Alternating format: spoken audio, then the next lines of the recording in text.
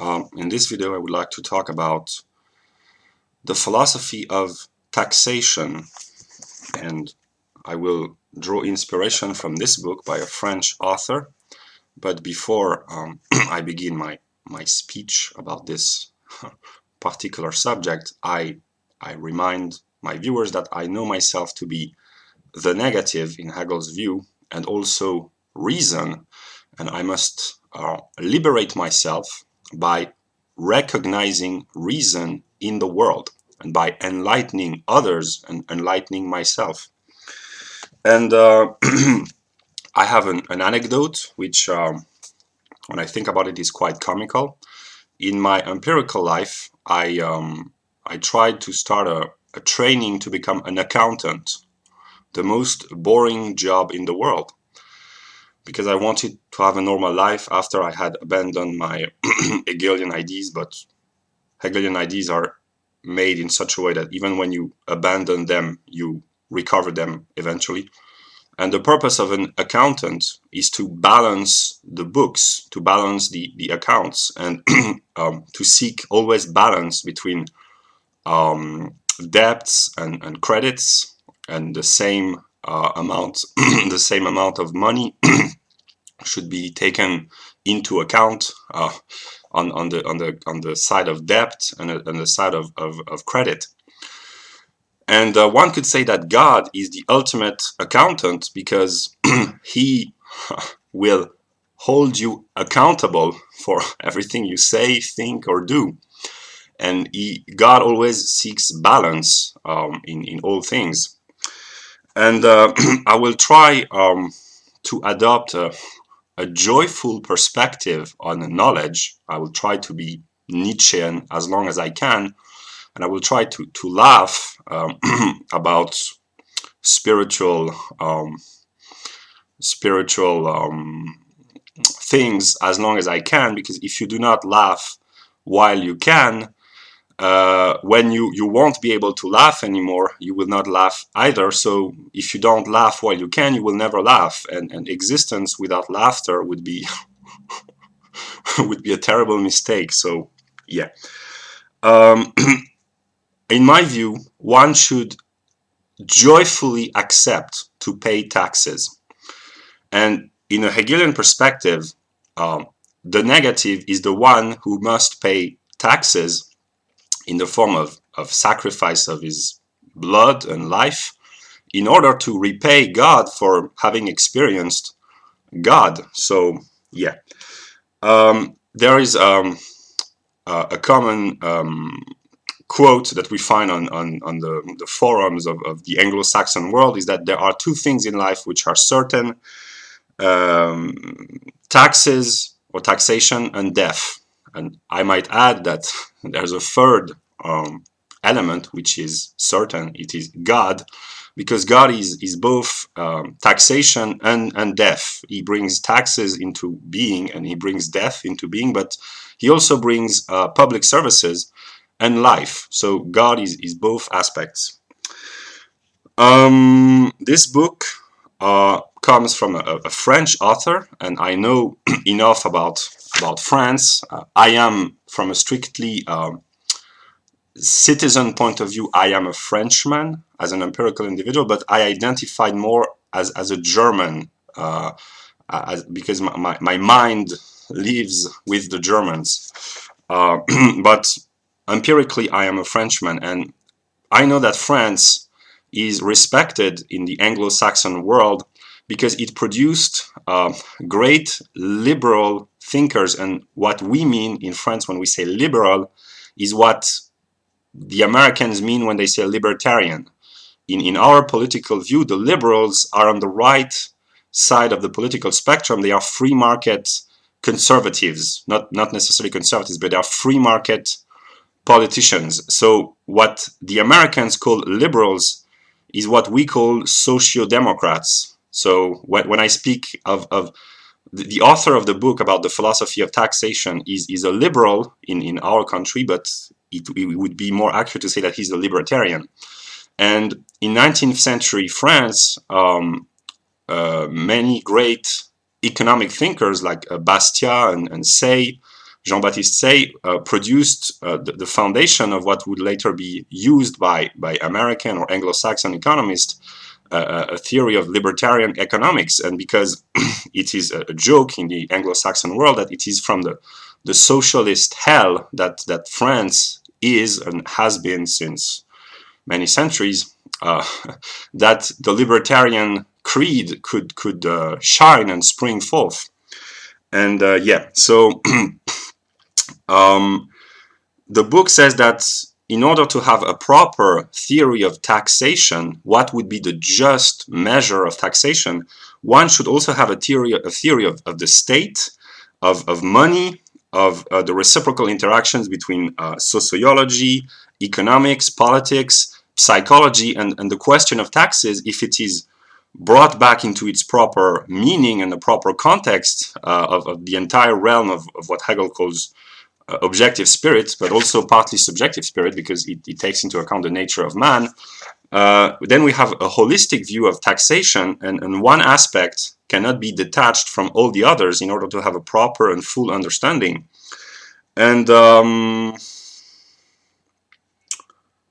yeah, the author of the book, so he's a libertarian, one might say. He's also a Catholic believer, and he's a defender of freedom of speech, and he made many books about the France being blinded by socialism. He made a history of political ideas in antiquity, the Middle Ages, and modernity. He made the books about education. He is a great admirer of the 19th century because for him it was the century of classical liberalism, what could be defined as libertarianism in a way, and it enabled a flowering of inventions, creativity, technology, prosperity, growth, and he's a nostalgic of the 19th century. And especially for France, the 19th century saw an outburst of creative men, and there were mathematicians and physicists and philosophers and inventors and theoreticians. For France, it was a century of great achievements, the 19th century, but also for Germany, for England, for the United States. Yeah.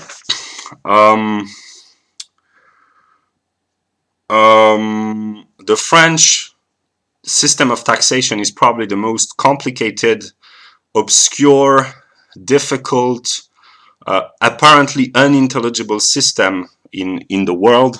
France is one of the most highly taxed countries in the world. And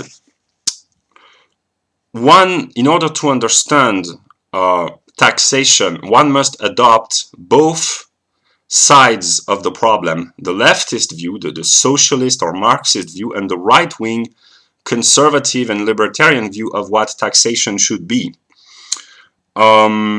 Marxists or socialists want the public services, the public life to be financed heavily by taxes. So they want to take money from the individual to bring it to the collective, to the collectivity, to the social life. And they believe that the individual owes his being, his wealth, his knowledge to the common totality, the social totality. So they feel righteous in taking money from the individual.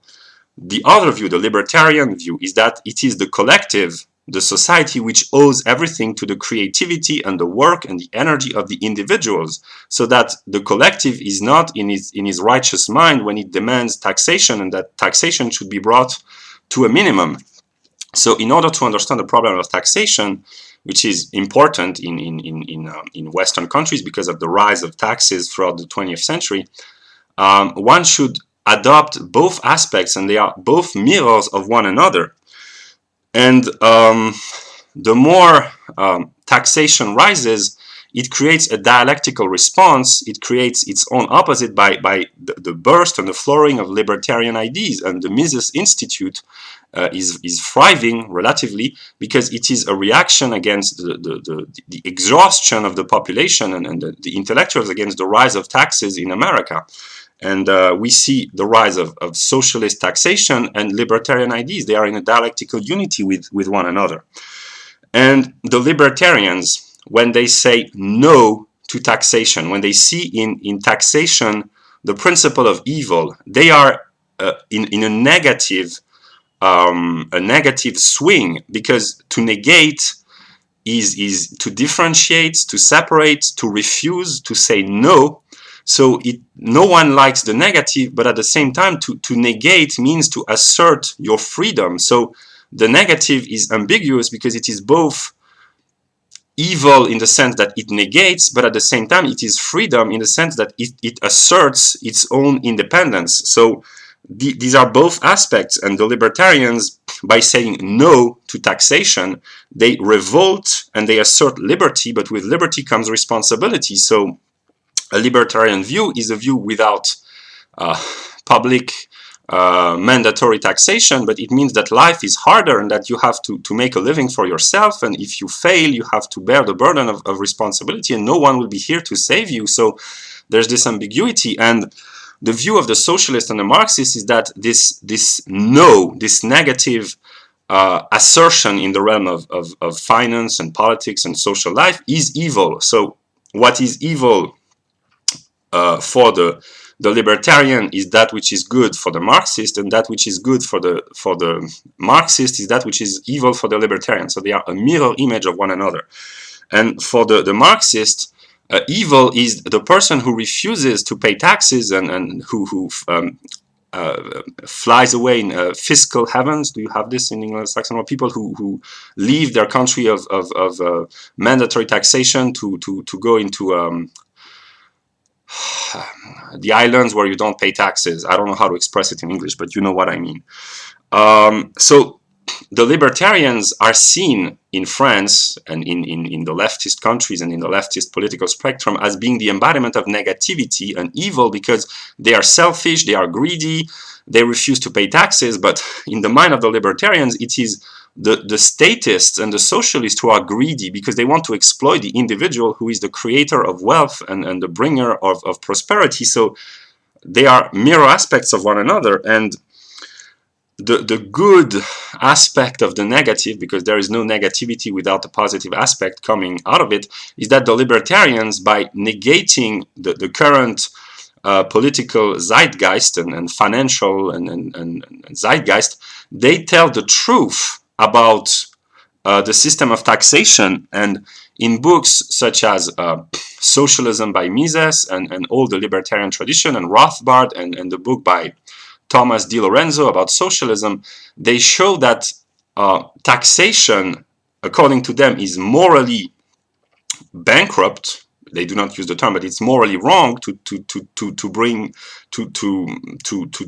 steal too much money from the individual. It's not only morally wrong, but it is economically inefficient, and it produces a destruction of wealth. This is what Mises called destructionism. So by adopting a negative view, they can express the truth about the socialist and Marxist system. And the truth of the Marxist or socialist view is that in a libertarian society, the weak would be left on their own device, and they would suffer, and they would starve to death, and they would that would be a very harsh condition of existence. So both sides of the mirror express the truth about the other, and the truth is only the synthesis, one could say, but in Hegelian language it would be the concrete unity. And those who try to solve the contradictions in the political history of the West, because in the political realm, the problem of taxation and what is a just and proper and a fair share of taxes, what is it? Those who try to solve the problem in the most balanced way are what in my country we call the Republicans, not the Republicans of America, but the Republican tradition in political philosophy. And I will make a second video where I will develop on that.